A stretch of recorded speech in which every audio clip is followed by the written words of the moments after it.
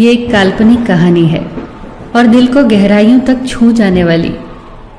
एक बार स्वर्ग में विचरण करते हुए कृष्ण और राधा एक दूसरे के सामने आ गए। विचलित से कृष्ण, प्रसन्नचित से राधा। कृष्ण सकपकाए, राधा मुस्कुराई।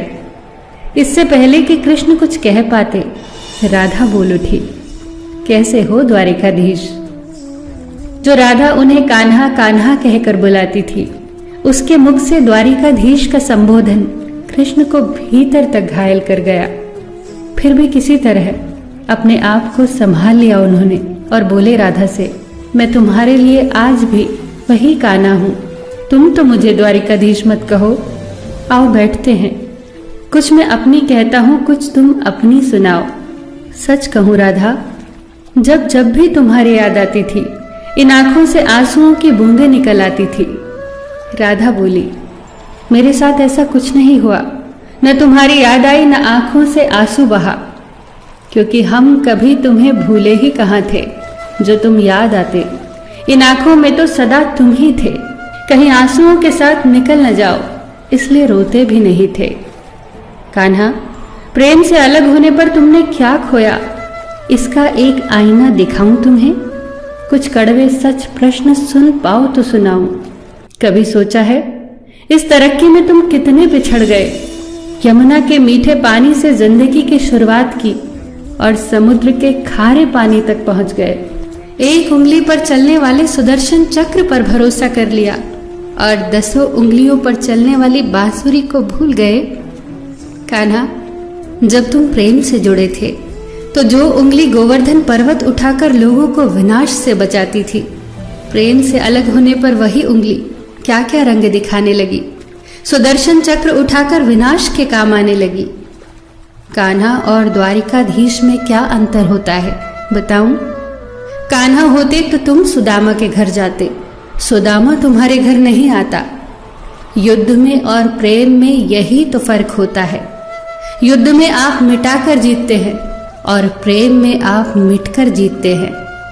कान्हा, प्रेम में डूबा हुआ इंसान दुखी तो रह सकता है, पर किसी को दुखी नहीं कर सकता।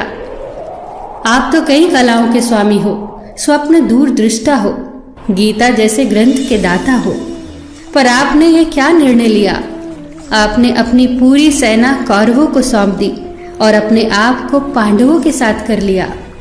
सेना तो आपकी प्रजा थी, राजा तो पालक होता है, उसका रक्षक होता है।